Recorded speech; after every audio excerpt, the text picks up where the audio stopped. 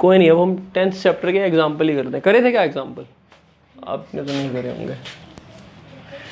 सुन देखते हैं, चैप्टर 10 में 3 ही एग्जाम्पल है, मैं एग्जाम्पल करा रहा हूँ। Third example, most important example, third example. Third example में क्वेश्चन कहता है there is a circle whose radius is 5। एक सर्कल है जिसकी, ये पेपर में आ जाता है क्वेश्चन 4 मार्क्स के लिए। एक सर्कल है जिसकी रेडियस कितनी है? 5 सेंटीमीटर। एक कोड है जिसकी लेंथ 8 है। ये हमने कोड ले ली और उसकी लेंथ कितनी है? 8 सेंटीमीटर।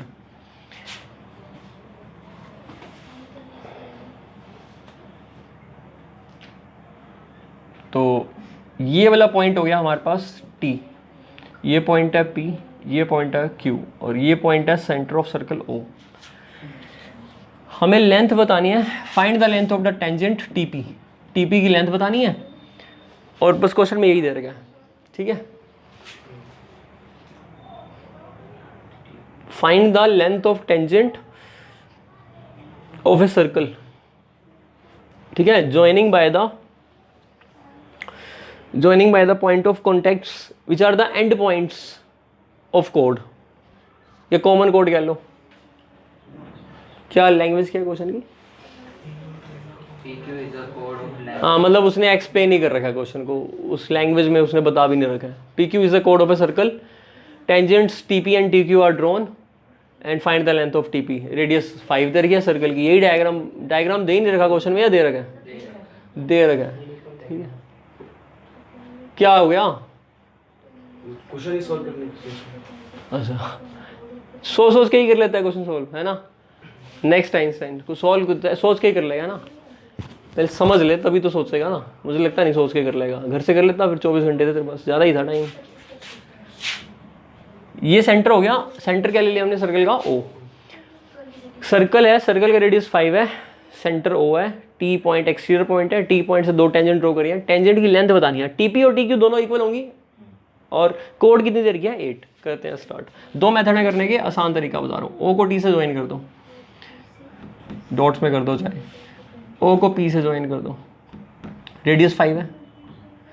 O को Q से ज्वाइन कर दो, रेडियस इज 5, ठीक है। सबसे पहले एक्स्ट्रा रिजल्ट्स में बताया था मैंने, ये परपेंडिकुलर बाइसेक्टर बनती है, दोनों इक्वल होते हैं और 90 डिग्री।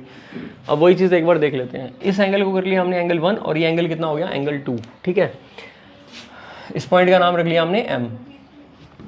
सबसे पहले POT ट्रायंगल कॉन्ग्रुएंट है QOT के। किस रूल से कॉन्ग्रुएंट है? SSS। PO is equal to QO, each radii 5, OT equal to OT common और TP equal to TQ।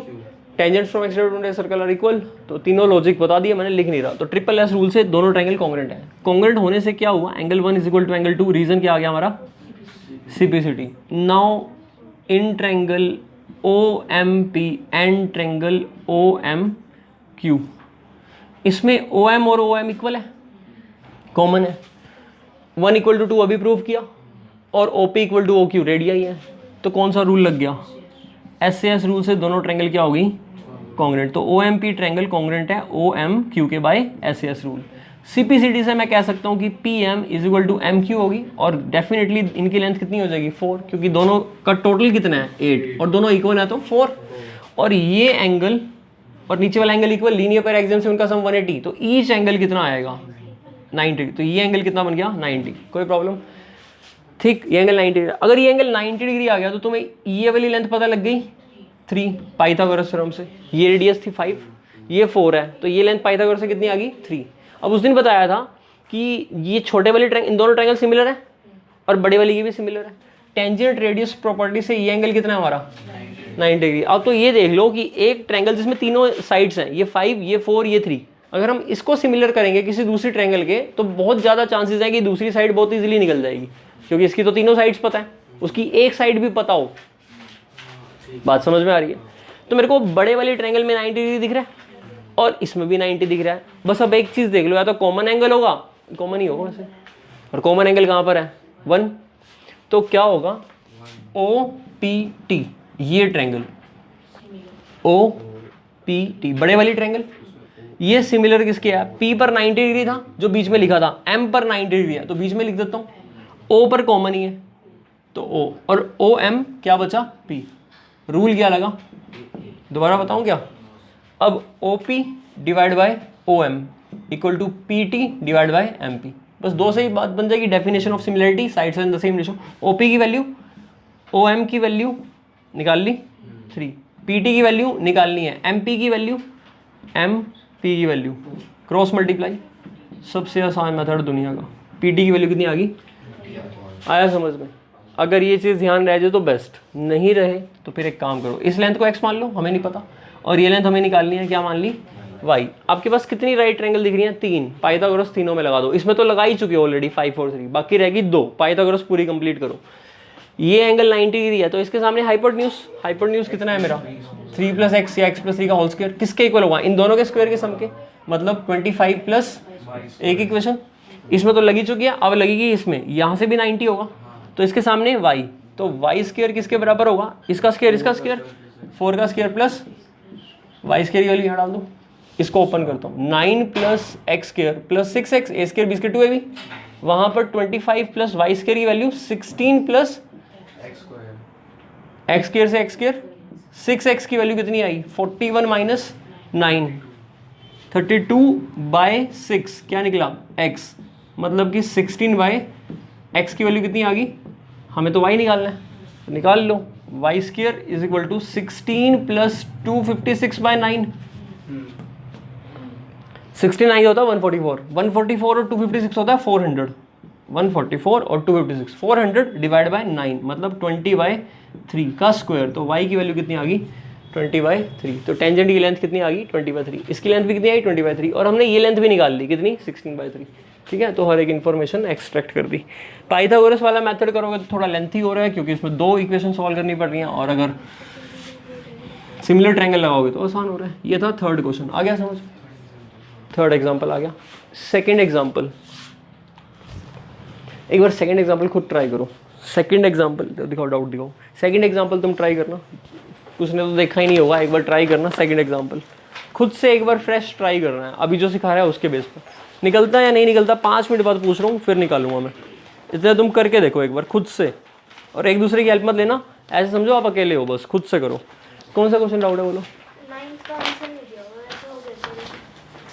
9th का आंसर मैं बता देता हूँ, find the zero of the polynomial,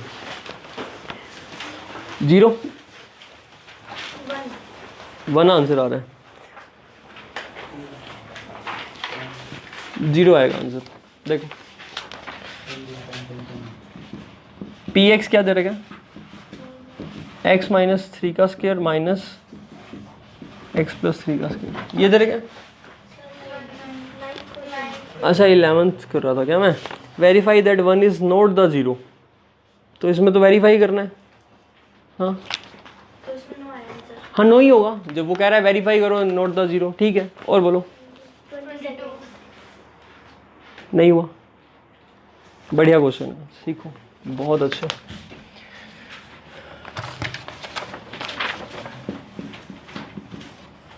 twenty second question, 22 कह रहे थे क्या, 21 हो गया।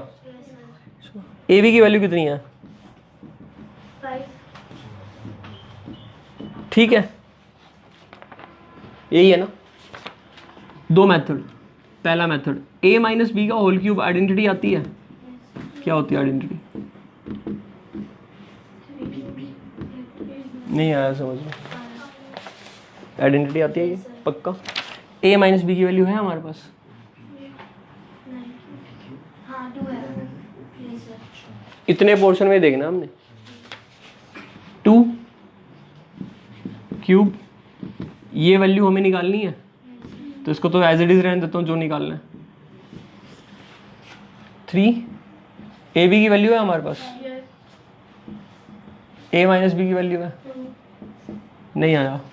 2 का क्यूब कितना होता है, 3 5 जा 15 2 जा, ये माइनस का 30, यहाँ पर क्या बना, कितना आंसर आ गया, दोबारा बताऊँ क्या। दूसरा method, a cube - b cube की डायरेक्ट आइडेंटिटी आती है, 10th क्वेश्चन यही तो था, 9th का फर्स्ट सेकंड, क्यूब में 6 आइडेंटिटी लिखवाई थी ना, 5 या 6 जो भी लिखवाई थी, याद भी है या नहीं है? नहीं है याद? क्यों? ये 3 मेथड से तो प्रूफ भी कराई थी, वेरीफाई भी कराई थी, जो उसका सेकंड पार्ट में दिक्कत आई जिसको, तो करनी पड़ेगी ना। 10th में भी काम आएगी, 11th में भी काम आएगी। एक बच्चा था उसको याद नहीं होती, मैंने कहा 1000 बार लिख दे ये वाली आइडेंटिटी। समझ में आई बात? पता नहीं क्यों भूल जाते हैं। अरे ये यहीं से तो निकली हुई है, अब याद आ गया नहीं आई। a minus b a square b square plus a b. अब a माइनस बी की वैल्यू कितनी है?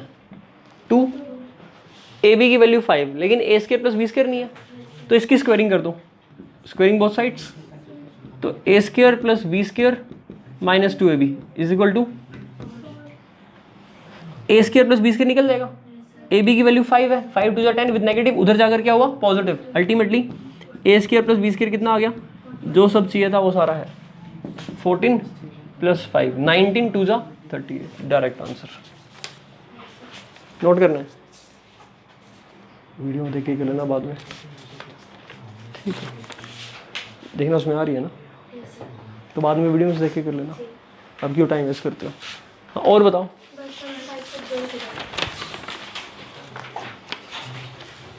फिर तो छुट्टी है तुम्हारी, देख लो, एक आधा और पूछ लो कहीं और से। और असाइनमेंट में डाउट नहीं था तुम्हारे, स्कूल की असाइनमेंट में डाउट, नोट कर लो उसको फिर इतना। हाँ भाई, हो गया क्वेश्चन? नहीं हुआ? सर ये तो इसने हाफ को मल्टीप्लाई कैसे करा? 3 एग्जाम्पल में से तुम्हारा 3rd मैंने करा दिया, 2nd तुमसे हो नहीं रहा, 1st रह गया। 1st के बारे में भी पता नहीं होगा। देखो 2nd एग्जाम्पल करा रहा हूँ। एग्जाम्पल 2 बताओ भाई, अब तक तो होना था तो हो गया था, नहीं हुआ तो मतलब नहीं हो रहा, अब रहने दो, छोड़ो, अब ट्राई मत करो, अब तो सिर्फ बोर्ड पर देख लो, जिसने भी कर रखा है छोड़ दो पेन वैन। अब सिर्फ क्वेश्चन बताओ मेरे को, क्वेश्चन क्या है? एक सर्कल है, कोड है, एक कोड है, यही ऐसे जो बनाई थी है ना, ये कोड हो गई। टेंजेंट ड्रॉ कर दूं? ये भी टेंजेंट ड्रॉ करूं? यस, सेंटर है, सेंटर है ओ, ऊपर से। अच्छा चलो नहीं है, कोई बात नहीं, कोई बात नहीं। ये पॉइंट बोलो, ये पॉइंट P है क्या? ये पॉइंट Q है। PQ इज ए कोड इन ए सर्कल और tangent from T to P दे रखा है, बस यही है, इतना ही कुछ है ना क्वेश्चन में। ये पॉइंट ऑफ कॉन्टेक्ट हो गया, तो यहाँ पर एंगल कितना होगा? ठीक है, यहाँ कितने एंगल, अभी कितने एंगल दिख रहे हैं यहाँ पर? 3 नहीं दिख रहे क्या? एक तो पूरा 90 डिग्री, एक ये एंगल दिख रहा है और एक ये दिख रहा है। नाम रख लूँ एंगल का? ये तो है 1 और 2 का सम 90 है। ठीक, बिल्कुल क्लियर रखना ये वाली बात। अब प्रूफ क्या करना है वो बता दो मेरे को। नहीं बताओगे क्या? नहीं बताओगे तो मैं भी खुद, मेरे को भी पता होगा, यही प्रूफ करना होगा। Yes sir. यू हाफ होगा उधर उधर ऐसे कुछ, नहीं यही है, सेम है, ना भाई? यही है सर, यही है। नहीं आएगा समझ में?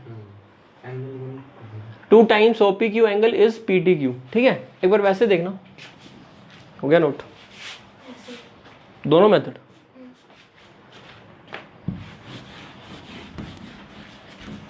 वैसे ऑब्जर्व करो ना, ये सर्कल, ये टेंजेंट, सेंटर 90 डिग्री ज्वाइन कर दिया।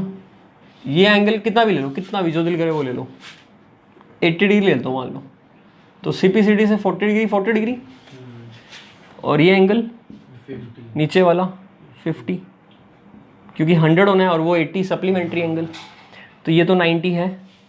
यहाँ से क्या ड्रॉ करी थी? कोड। अच्छा अब एक बात देखो, ये एंगल बताओगे तो ये पता लग जाएगा 90 में से माइनस करके। अब ये एंगल मान लो मैंने x ले लिया, तो तुम्हें पता है ये एंगल भी x ही होगा। रीज़न? Isosceles triangle theory. ठीक है, क्योंकि tangents from exterior point to a circle are equal. इसका मतलब जो ये ट्रायंगल बनती है ना, कोड ज्वाइनिंग वाली जो ट्रायंगल बनती है, ये ट्रायंगल आइसोसेलेस ट्रायंगल बनती है। समझ में आ गई बात? और अगर ये ट्रायंगल इक्विलैटरल बन जाए तो पक्की बात है कि यहाँ 30-30 होंगे, ये 60 होगा, ये भी 60, ये भी 60। तो अगर ये 60 तो ये कितना? ये 30, तो वो कितना? 60, और ये कितना? तो 2 times of 30 equal to 60 equilateral में तो प्रूव हो ही रहा है, लेकिन वैसे भी किसी एंगल के लिए भी प्रूव होता है। अब ये x और ये x टोटल, x क्यों हुआ आइसोसेलेस ट्रायंगल प्रॉपर्टी से, 2x और वो कितना 80, 2x plus 80 must be equal to angle sum property, तो 100, तो x इज इक्वल टू 50, तो एंगल कितना आया, और ये भी कितना आया, तो ये एंगल कितना बचा, ये 40 और ये कितना है, नहीं आया समझ में। तो इसका डबल उसके इक्वली तो आ गया, वही हमें प्रूव करना है। मतलब ऑब्वियस बात है कि ये एंगल इस एंगल के इक्वल आएगा और ये दोनों बराबर हैं, तो हो जाएगा आगे, इसका डबल करो तो वही आ जाएगा। ये तो मैंने सिर्फ एक तरीका बताया कि किस तरह से वो क्वेश्चन वैसे फ्रेम हुआ, मुझे कैसे पता लगा। चलो अब क्वेश्चन करते हैं, बहुत सारे तरीके हैं, आसान सा तरीका देखोगे, एक ज्वाइन कर दूं इसको, नीचे से भी ज्वाइन कर देता हूँ, कोई भी प्रॉब्लम, ठीक। चले आगे। First equation, angle 1 plus angle 2 कितना बन रहा है मेरा, मुझे प्रूव क्या करना है वो बताओ। 2 टाइम्स ओपी क्यू एंगल 1, इस एंगल का नाम रखा हुआ है क्या, इस एंगल का नाम क्या रख लिया, कंप्लीट ही 3 रख लिया, या 3 और 4 रख लूँ, दिक्कत तो है, दिक्कत तो आएगी।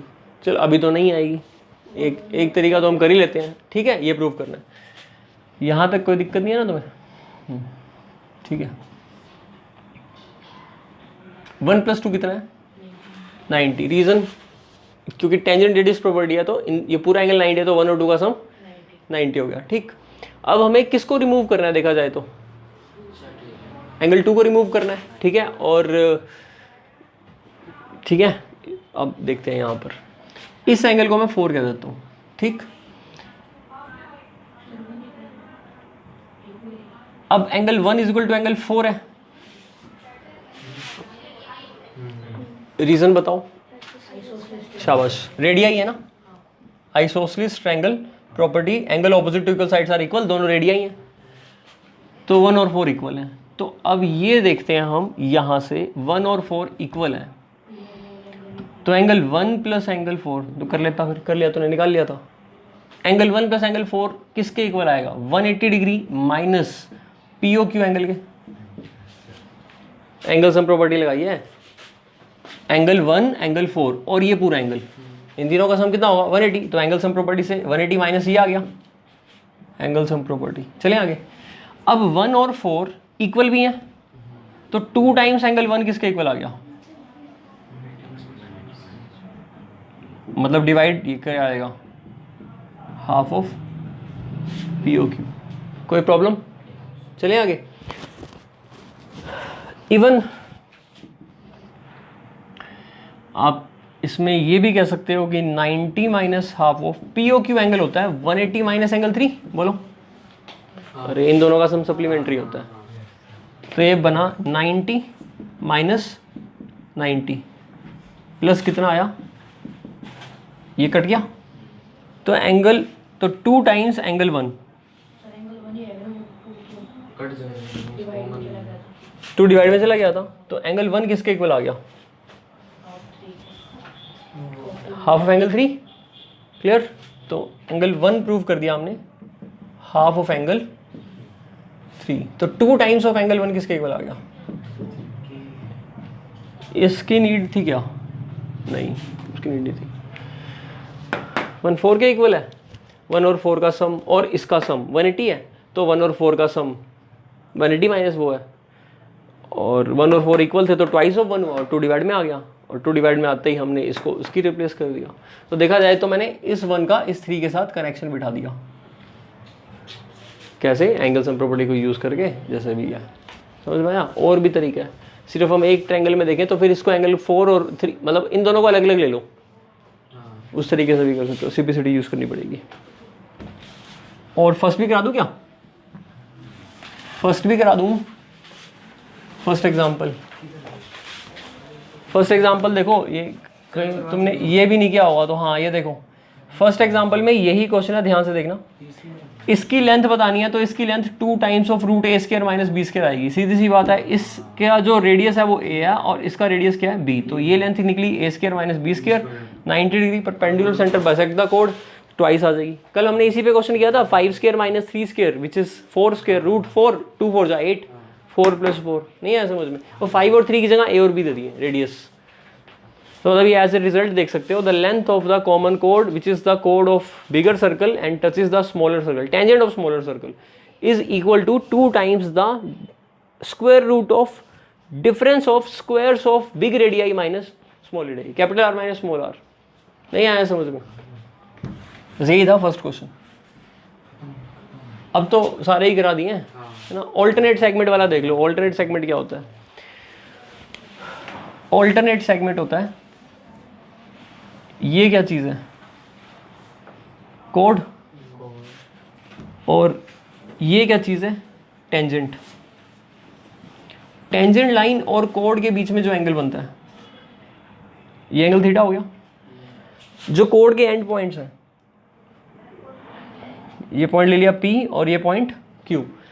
कोई भी कोड सर्कल को 2 पार्ट में डिवाइड करती है, एक को बोलते हैं माइनर सेगमेंट, दूसरे को मेजर। तो माइनर सेगमेंट नीचे वाला है और मेजर सेगमेंट ऊपर वाला है। मेजर सेगमेंट पे सर्कल पे कोई भी पॉइंट अगर लूंगा तो ये हो गया मेजर सेगमेंट, ये वाली आर्क। इस पे कहीं भी कोई भी पॉइंट ले लो, कहीं भी कोई भी पॉइंट कोड से ज्वाइन कर दो, तो इसको बोलूंगा एंगल सबटेंड, इंस्क्राइब्ड एंगल कहते हैं इसको। Angle subtended at any point on the major segment. अब ये जो मेजर सेगमेंट है ना, यहाँ पर ये मेजर सेगमेंट का नाम होता है ऑल्टरनेट सेगमेंट। क्या नाम होता है? तो ये जो कोड है ये 2 सेगमेंट में डिवाइड कर रही है। एक तो उसका अपना सेगमेंट, कोड वाला सेगमेंट, और एक रिमेनिंग सेगमेंट यानी कि ऑल्ट। तो ये थीटा और ये थीटा, यहाँ पर ये थीटा ही आएगा। तो angle in the alternate segments are equal. That means the angle between code and tangent is equal to the angle made by the same code at the remaining part of the circle living that arc और code. समझ में आ गई बात? उस arc portion को छोड़कर बचे हुए के अंदर जो, और इसी एंगल को, ये दोनों इक्वल है, इस प्रॉपर्टी को बोलते हैं angle in the alternate segment are equal. ठीक है, प्रूफ कर लेते हैं ये कैसे आया। प्रूफ करने के लिए इसका सेंटर ले लेता हूँ मैं। सेंटर क्या ले लिया? O। Q को मैंने किससे ज्वाइन कर दिया? O से। और Q को किससे ज्वाइन कर दिया? P से। ये एंगल बता सकते हो कितना आएगा? रेडियस है ये टेंजेंट है। टोटल एंगल 90 हुआ, पर यहाँ तो थीटा ले रखा, तो ये एंगल कितना आया? क्या तुम्हें पता है ये भी 90 माइनस थीटा आएगा? क्यों? हाँ, रेडियाई इक्वल है तो आइसोलेस एंगल प्रॉपर्टी। तो तुम्हें ये पता होना चाहिए एंगल 2 थीटा आएगा। कैसे आएगा 2 थीटा? तीनों का सम 180 होगा, एंगल सम प्रॉपर्टी। तो एक काम करते हैं, 180 में से इन दोनों को माइनस कर लेते हैं। पहले इन दोनों को प्लस कर लेते हैं। दोनों को प्लस करेंगे तो 180 माइनस 2 थीटा। अब 180 में से माइनस करेंगे 180 माइनस 2 थीटा, तो 180 में से 180 प्लस 2 थीटा। फिर डिग्री मेजर थ्योरम, सेंटर पर एंगल बन रहा है 2 थीटा, तो डिग्री मेजर थ्योरम से कहीं पर भी पॉइंट पर एंगल क्या बनेगा? थीटा। नहीं आया समझ में? तो ये मोस्ट इंपॉर्टेंट थ्योरम है। इस थ्योरम से आपके क्वेश्चन बहुत सारे निकल जाएंगे, और नहीं तो फिर कोई भी बहुत मुश्किल होगी क्वेश्चन करने में।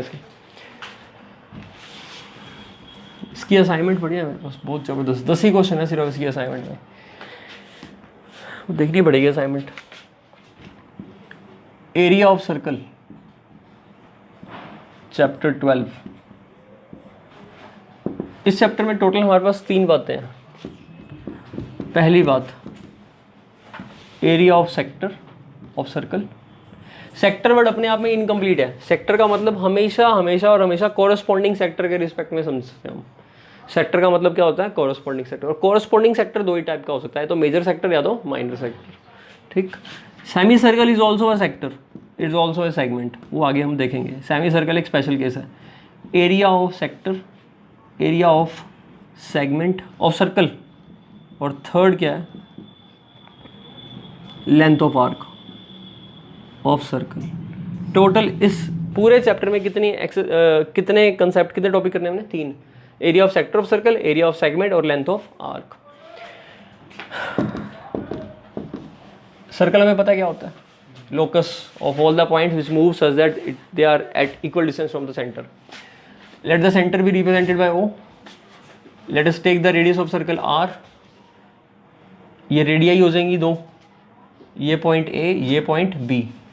ठीक। ये एंगल थीटा, थीटा को क्या बोलते हैं यहाँ पर हम?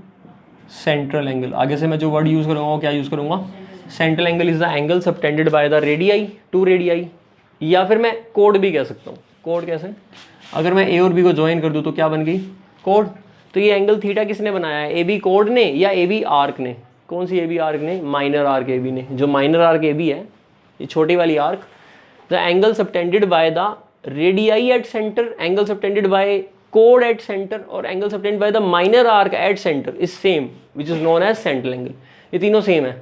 रेडियाई मैं माइनर आर्क की ले रहा हूँ या माइनर वाली जो कोड है ये वाली कोड की ले रहा हूँ, है ना? तो तीनों बातें सेम है। अगर मेजर आर्क होगी तो पीछे वाला एंगल बनेगा, वो रिफ्लेक्स होगा 360 माइनस थीटा। अब ये पूरा इंक्लूड कर लें अगर हम पूरा, इसको बोलते हैं सेक्टर। तो ये कौन सा सेक्टर हो जाएगा? Minor sector. ठीक है, तो इस माइनर सेक्टर का एरिया निकालने का फॉर्मूला है area for minor sector, area bracket में सेक्टर। सेक्टर को ना हम ऐसे लिखते हैं ओ ए बी ए, समझे? पहले ओ है, फिर ए पे जाओगे, फिर बी पे और फिर ओ पे। ए नहीं, अब इसके आ जाएगा ओ। और इससे बेटर और एक्सप्लेन करने के लिए मैं यहाँ क्या यूज़ कर लेता हूँ, पी। तो मुझे क्लियर रहेगा कि मैं ए से बी कोड के थ्रू नहीं जा रहा, सर्कल की आर्क के थ्रू जा रहा हूँ।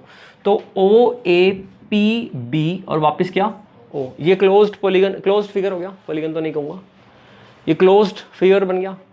ओ ए पी बी ओ, ये क्या चीज़ है? सेक्टर को रिप्रेजेंट कर रहा है। समझ में आ गया? What is the definition of A sector? Sector is the portion of circle included between the radii and the corresponding arc. Arc और रेडियाई के बीच में जो पोर्शन होता है उसको सेक्टर कहते हैं। अगर हमने सेंट्रल एंगल 180 डिग्री से छोटा लिया है तो माइनर सेक्टर आएगा, और सेंट्रल एंगल 180 से बड़ा लिया तो मेजर आ जाएगा। और सेंट्रल एंगल 180 ले लिया तो माइनर मेजर उस केस में क्या हो जाएंगे? इक्वल। और that position of circle is known as semicircle. तो semicircle is also a sector. समझ में आ गई बात? इसका एरिया क्या निकलेगा? डिपेंड करता है रेडियस और थीटा के ऊपर।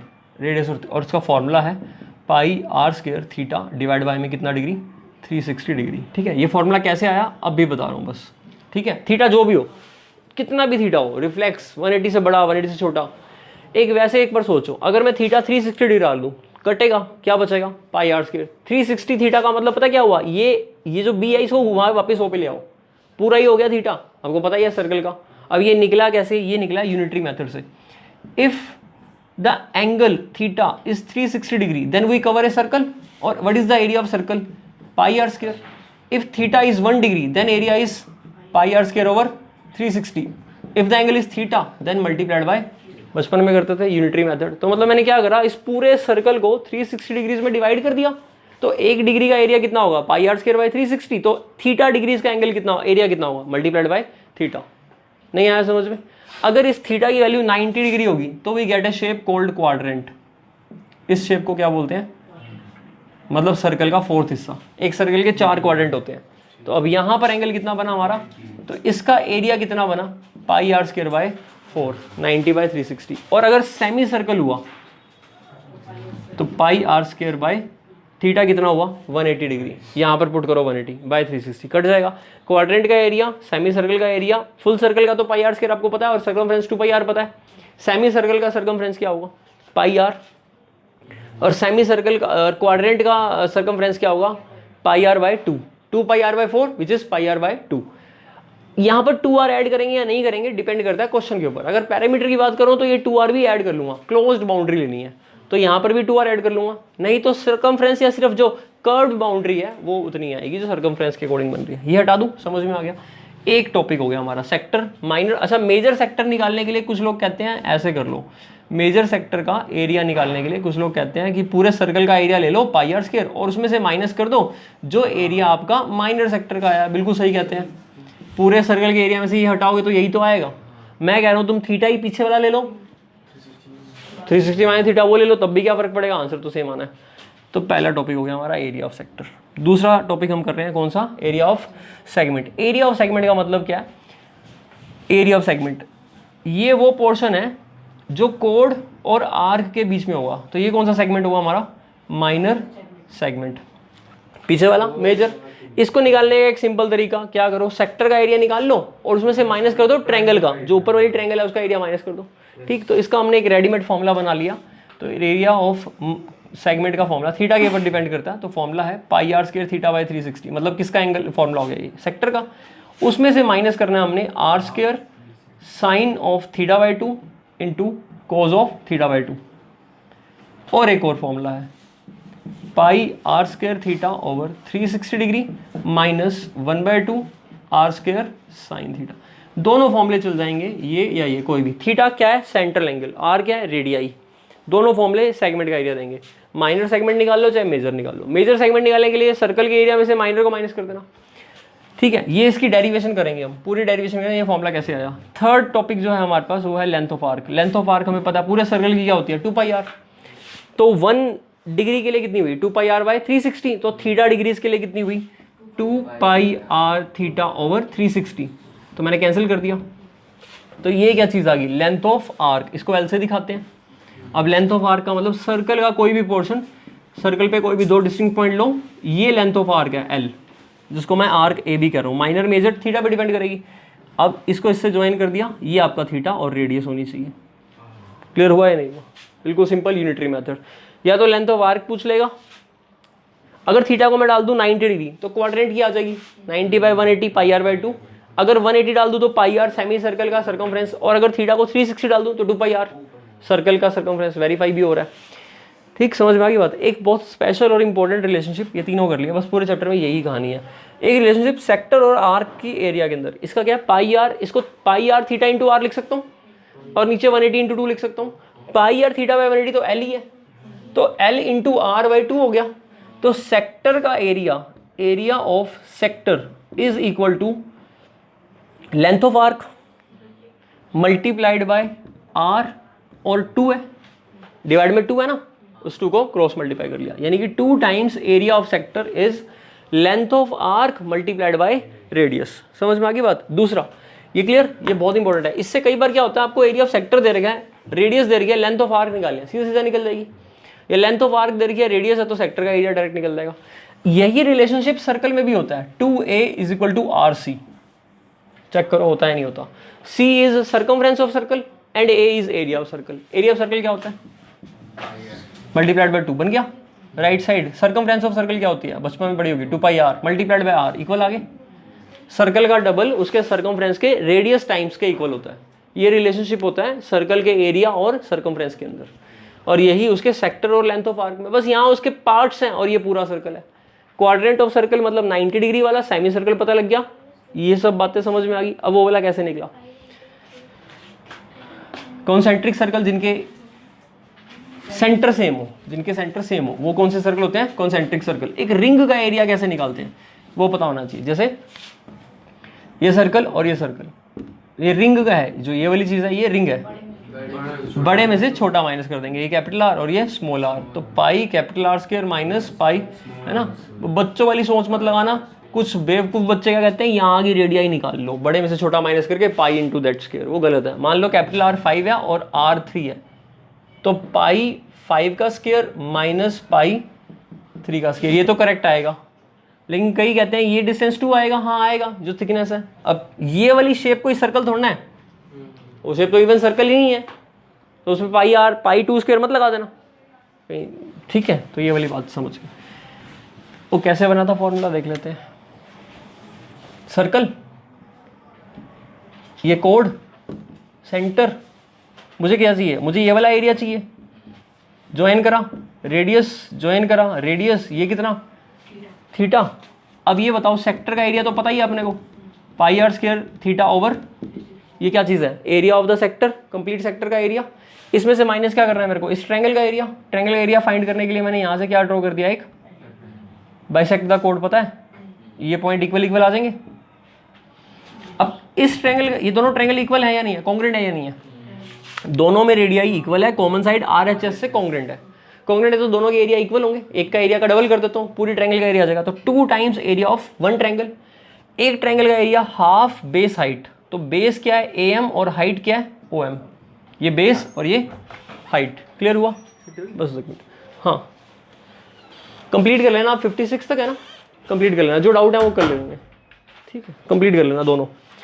2 से 2 कैंसिल, अब AM और OM चाहिए।